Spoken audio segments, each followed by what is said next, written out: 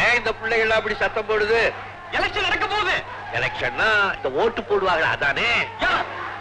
அடிக்கிற இடத்துல எதுக்காங்க அதெல்லாம்? இன்றைய மாணவர்கள் நாளைய தலைவர்கள். ஐயோ ஐயோ ஐயோ தாப்பா, ஏன் இந்த பிள்ளைகள் எல்லாம் செருப்பு கழட்டி அடிச்சுக்குது?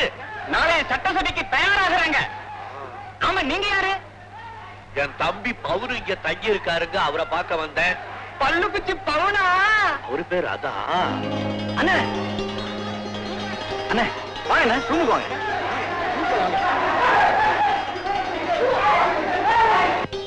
வாங்கண்ணே, உட்காருங்கண்ணே. என்னென்ன சாப்பிடுறீங்க? உனக்கு என்ன வேணும்னு கேளு. இதப்பா, உனக்கு பிடிச்சதெல்லாம் உங்க அண்ணி செய்து கொடுத்து அனுப்பிச்சிருக்கா. ஐயா, எதுக்கு என்ன இதெல்லாம் எடுத்துட்டு வந்தீங்க? இப்பவே நாட்டுப்புறம்னு ஒரு மாதிரியா பார்த்து சிரிக்கிறாங்க. சிரிக்கிறானா? அது யாருறானே?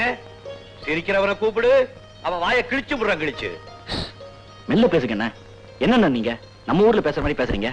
இந்த ரூமுக்கு நீ வாடகை கொடுக்கறேல்ல, ஆமா. அண்ணனும் தம்பி மன விட்டு சத்தம் போட்டு பேசிக்கிட்டா என்னங்கிற? பேசுறதுல தப்பு இல்லண்ணா. இப்படி சத்தம் போட்டு பேசினா நாகரிகமா இருக்காது. எல்லாரும் ஒரு மாதிரி பாப்பாங்க. ஒரு மாதிரியா பாப்பாங்களோ?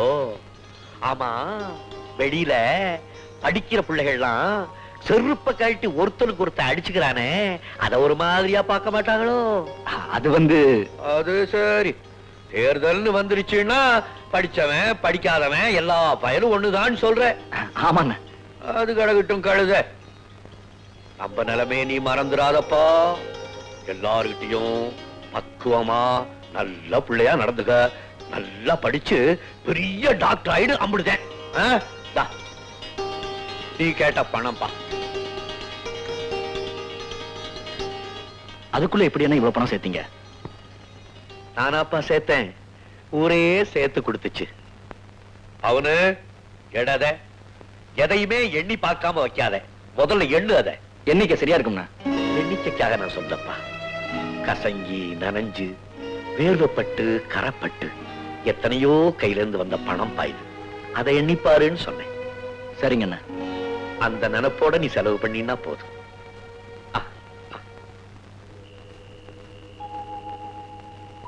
பவுன பாத்தீங்களே, நல்லா படிக்கிறானா? புள்ள இழைச்சு போகலையே? பையன் கொஞ்சம் இழைச்சுதான் இருக்கான், ஆனா முகத்துல ஒரு கிழ வந்திருக்கு. இழைச்சு போயிருக்கான்னு சொல்றீங்க, அப்புறம் எப்படி கிழ வரும்?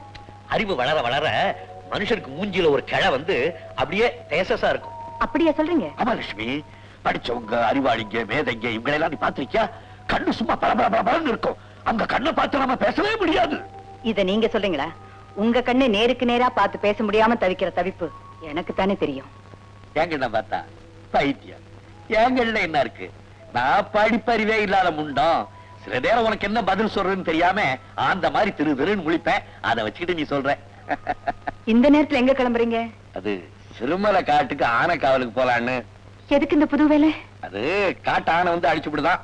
ராத்திரில காவல் இருந்தா தினம் 7 ரூபாய் கூலி கொடுக்கறேன்னு அந்த மேனேஜர் சொன்னான். அந்த பணம் கிடைச்சதுன்னா நம்ம தம்பியோட படிப்புக்கு அனுப்பலாம். நம்ம விரதத்துக்கு அனுசரணையா இருக்குமேன்னுதான்.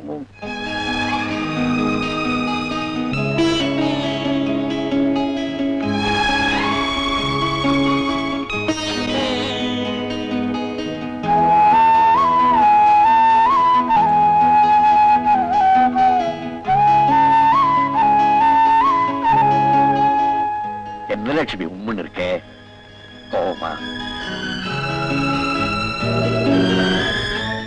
அதான் ஆடுதே தவிர மூஞ்சி உம்முன்னு தானே வச்சுக்கிட்டு இருக்க. நீ சிரிச்சுக்கிட்டே போயிட்டு வான்னு சொன்னா நான் போயிட்டு வர்றேன். ஏன்னா அந்த பணம் தம்பியோட படிப்புக்கு ஆகட்டுமேனு தான். வேற